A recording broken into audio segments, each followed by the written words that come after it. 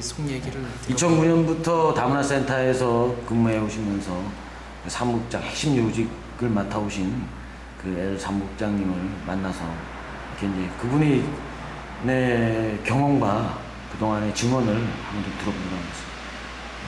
패널 오늘 또 제천사랑 뉴스 좀 먼저 어디 내용부터 시작해요? 처음 지금 많이 이제 의혹이 제기됐던 부분이 강사비나 그런 행사비, 강사비. 이러한 부분들을 지급을 한 후에 돌려받았다. 통장으로 그런 사무국장 사실 통장. 지금까지의 흘려나온 얘기는 그런 의혹이 제기가 됐어요. 근데 사실은 그 동안에 아무런 해명이 없었었거든요. 물론 경찰 조사는 받았겠지만 그 부분들이 시민들은 사실 좀 알고 싶어하는 부분이고, 그리고 또 왜 그렇게 해야 됐는지 배경 부분도 사실은 알고 싶은 부분이거든요. 그래서 그 부분에 대해서 한번 좀 설명을 해주시면 좀 도움이 많이 될 것 같아요. 네.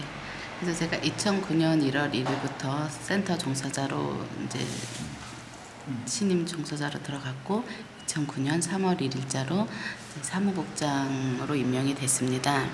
이제 2009년 3월 1일자로 사무국장이 돼서 업무를 하다 보니까 3월 중순경에 거래처에서 연락이 왔고, 거래처 연락 내용은 이제 그 전에 구입했던 물건들에 대한 외상값이 남아 있다.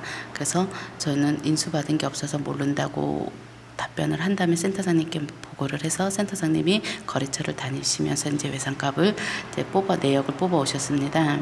그래서 그 내용으로는 일단 2009년도 1월 달에 구입한 복사기 대금 잔금이 남아 있었고, 그다음에 2008년도 12월 달에 사업 종료된 방문 사업에 따른 문구류 가져온기 외상값으로 남아 있어서 문구사에 200만 원 정도 외상값이 있었고요. 그다음에 저희가 중앙로에서 교동통사무소 건물로 이전 개소식을 하면서 이제 외상값이 발생한 비용들이 200만 원 가량 정도 있었고, 그다음에 센터 소유로 되어 있는 센터 자동차 보험료가 100만 원 정도 해서 한 500만 원 가량의 외상값이 발생하게 되었습니다. 인수 받지는 못했고요. 거래처에서 전화가 와서 알게 됐습니다. 네, 인수는 받지 못했습니다. 그래서 나중에 늦게 이제 거래처 연락을 받고 외상값이 있다는 걸 알았죠. 결국은 이러한 외상값을 갚기 위해서 운영비는 한정이 되어 있고, 운영비가는 얼마 정도 되죠?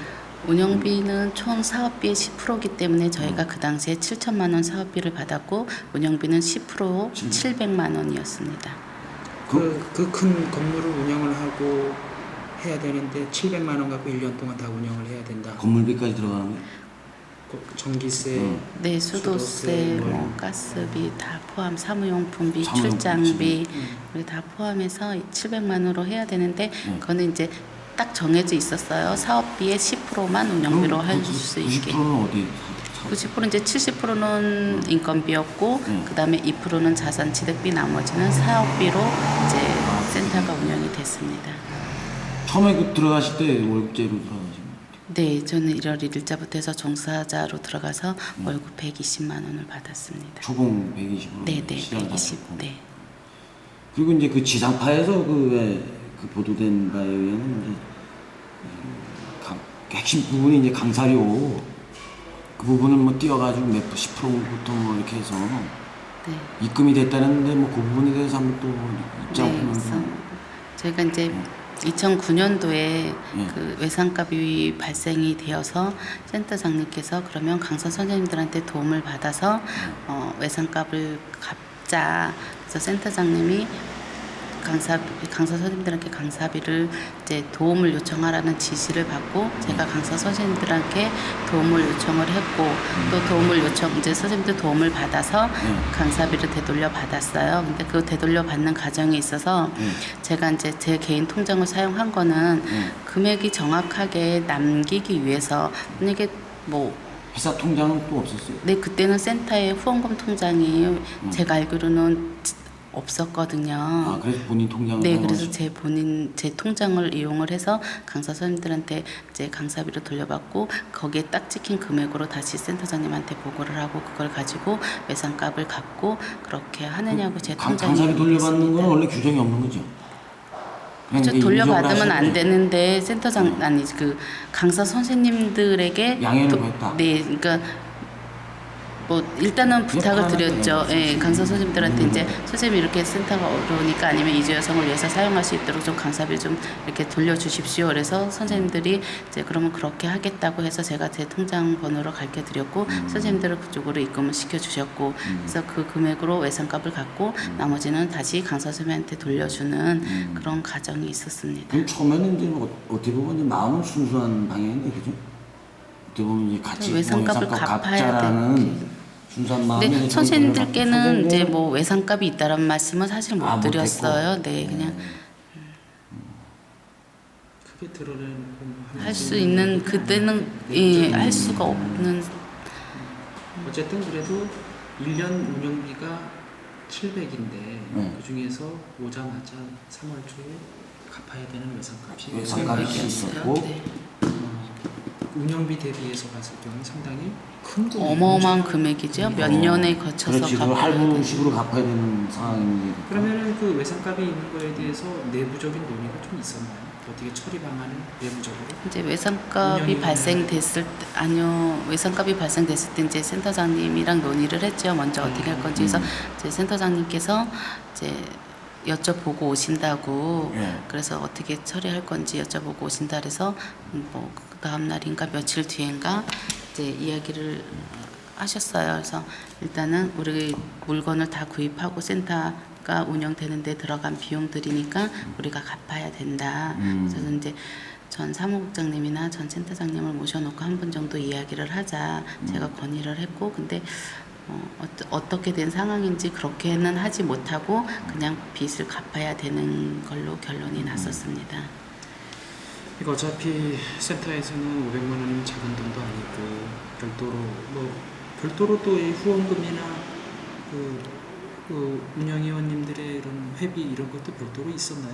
수입으로 잡히는 게? 그러니까 이 운영위원님들의 그 회비는 없었습니다.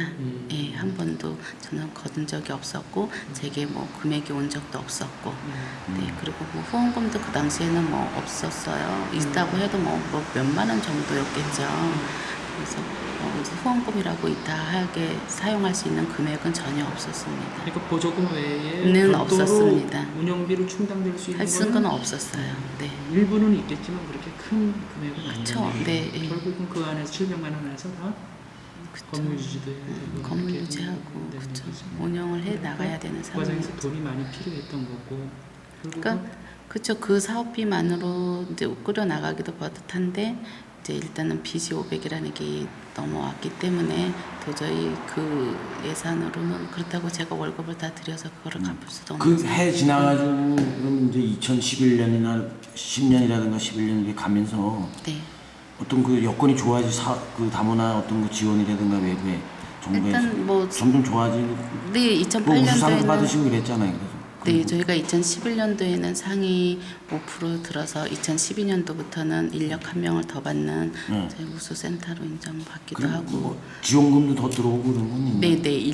2012년도부터는 인력 한 명 분이 더 네, 상위 5%인 그럼 뭐 센터에만. 죄송한 질문입니다만 사무장님은 뭐 월급도 뭐 좀 상승이 되겠죠.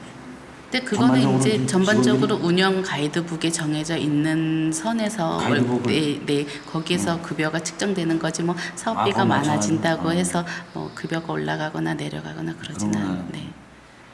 그리고 이제 전반적인 부분에서 핵심 부분이 큰 부분이 있었잖아요. 어떤 그 뭐라 그러냐 그 요번에 이제 그 조사를 받는 상황에서 중점적으로 지금 어떤 뭐그 내용을 제일 중점으로 조사를 받고. 이제 2009년도에 제가 세계의 날 행사를 세계의 치르면서 날. 세계의 날 행사를 하면서 제가 이주 여성들한테 좀 이렇게 그 행사 비용 그러니까 그 제가 설명을 했는데 아무래도 이제 이렇게 뭐 그 의사 전달하는 데 있어서 제가 잘못 전달한 부분도 있을 뿐더러 좀 이렇게 원래 내용과 다르게 전달이 되었던 부분이 있는 것 같습니다.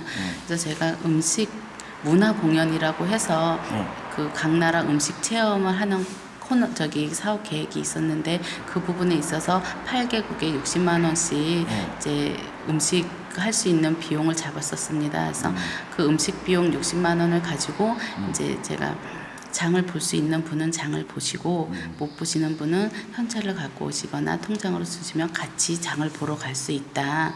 그렇게 해서 이제 그렇게 얘기하는 과정이 있어서 아마 이제 그런 부분들이 제가 이제 통장으로 받고 현찰을 받았으니까 그게 이제 아마 제가 사용한 게 아니냐 그러는데 그거는 그날 행사 2009년도에 행사하는 데 있어서 각 체험 부스에 음식을 할 수 있는 재료도 사고 그다음에 그날 행사에 다 참여하신 그 손님들께 점심 식사 제공비로 점심을 밥을 마치거나 아니면 뭐 떡을 마치거나 거기 추가적으로 들어가는 비용들로 다 사용을 됐고 그다음에 이제 금왕에 외국인 물품을 파는 곳이 있어요. 그곳에서 이제 그 건가류 같은 거 오래 사도도 썩지 않는 것들 있죠. 캔 과일이라든가 이제 뭐 그런 것들로 다 사서 이제 그날 행사에 풀거나 이제 뭐 그렇게 다 금액은 그렇게 사용을 했거든요. 그리고 그날 오시는 손님들이 식사하기 위해서는 일회용 접시도 필요할 뿐더러 그릇도 있어야 되죠. 수저도 있어야 되죠. 네, 그런 모든 직기류가 거기에서 다 사용이 된 건데 이제 마치 제가 그렇게 전달하는 본인이 이제 과정이 어떻게 있어서 분위기적으로 촉대를 맺은 상황이 된 거네 어떻게 책임 일단은 제가 실무자였기 때문에 실무자. 그런 이야기를 듣는 그럼 일단은 저 이거 컷하고 잠깐 좀 2탄으로